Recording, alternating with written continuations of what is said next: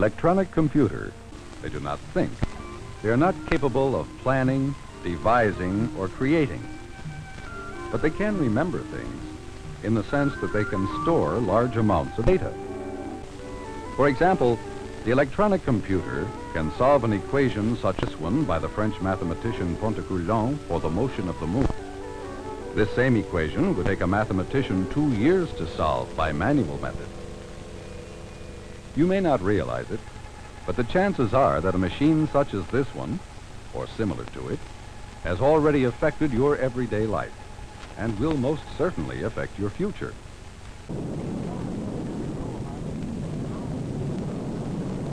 Because of their speed and accuracy, electronic computers are making it possible for man to explore fields of science in which answers to complex problems must be obtained in millionths of a second to be of value. But there was a time when problems did not demand so much speed, and a man could count and compute on the fingers of his hand. This was man's first digital computer, for the word digit means finger.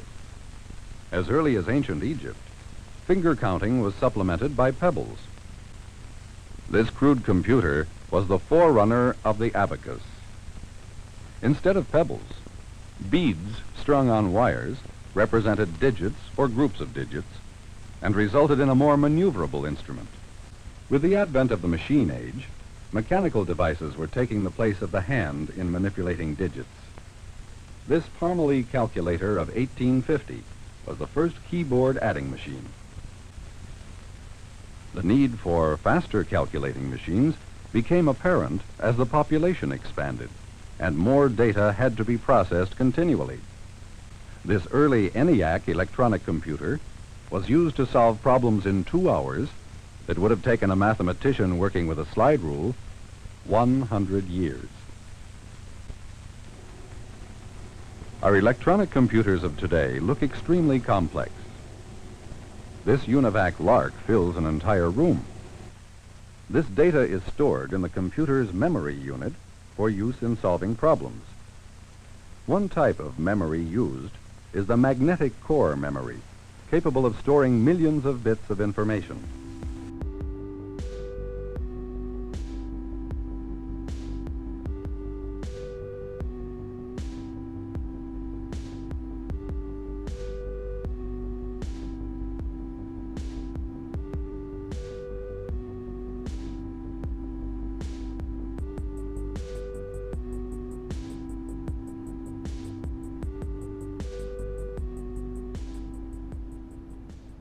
Tiny magnetic cores threaded on wires store 1 bit on each core. Thousands of cores are stacked in planes, any one of which can be located and addressed in millionths of a second.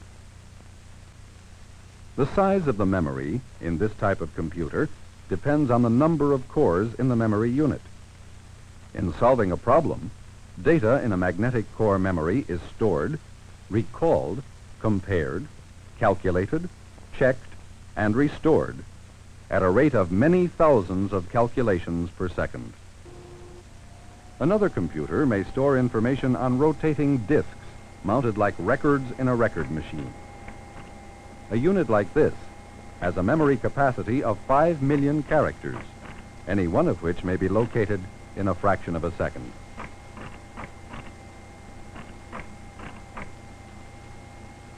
All electronic computers operate on the same basic principle, using simple language of coded signals, signified by circuits that are off or on.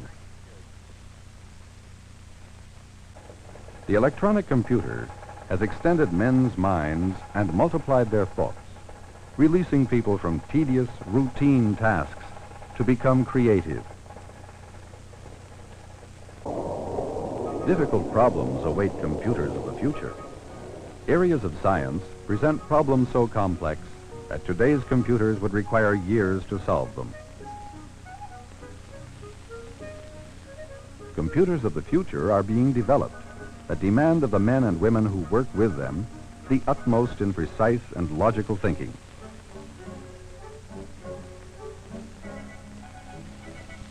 To meet this challenge, young people must begin early to develop a foundation of understanding basic mathematics and science principles. Computers do nothing voluntarily. Men must direct every process.